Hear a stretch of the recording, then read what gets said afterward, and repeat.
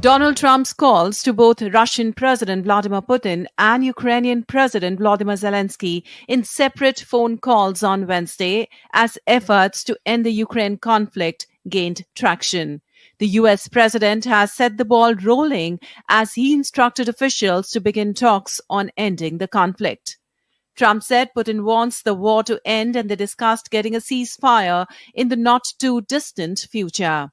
The Kremlin earlier said Putin and Trump had agreed to meet. Trump said their first meeting would probably take place soon in Saudi Arabia. Trump announced that Secretary of State Marco Rubio, CIA Director John Ratcliffe, National Security Advisor Michael Waltz, and Middle East envoy Steve Witkoff could lead negotiations on ending the war. And I think we're on the way to getting peace. I think President Putin wants peace and President Zelensky wants peace, and I want peace. I just want to see people stop getting killed.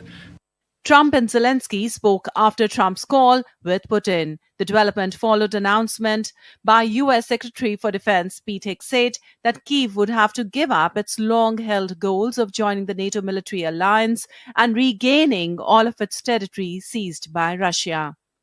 We want, like you, a sovereign and prosperous Ukraine.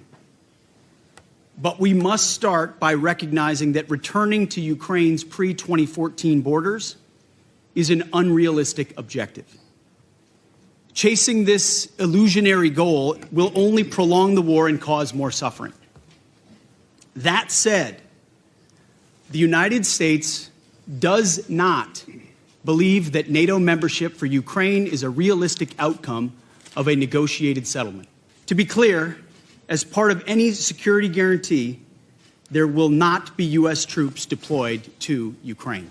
European powers, including Britain, France, and Germany, said on Wednesday they had to be part of any future negotiations on the fate of Ukraine, underscoring that only a fair accord with security guarantees would ensure lasting peace. Rubio and Vice President J.D. Vance will hold talks on Friday in Munich Security Conference. Bureau Report, DD India.